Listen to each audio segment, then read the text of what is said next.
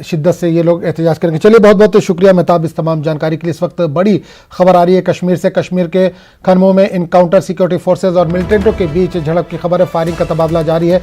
आज सुबह भी सिक्योरिटी फोर्सेज और मिलिटेंटों के बीच फायरिंग हुई थी। तो बड़ी खबर इस वक्त कश्मीर से आ रही है, जहां पर खनमों में इस वक्त इनकाउंटर जारी है।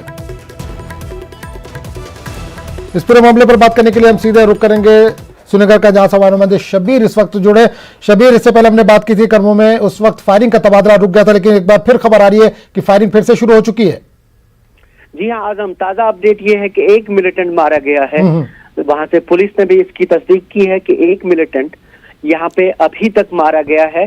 फायरिंग एक्चुअली सिलसिला शुरू पहले थम गया था, बीच में फिर शुरू हुआ, और अभी जो ताजा इतलात ये है, पुलिस ने भी उसकी तस्दीक की है कि एक मिलिटेंट मारा गया है। अभी इनकाउंटर जारी है, पूरी तरह वहां पे नाकाबंदी है और बीच बीच में फायरिंग हो रही है। ये अभी तक हमारे पास इतलात आ रही है। चलिए शब्बीर, बहुत बहुत शुक्रिया इस तमाम जानकारी के लिए।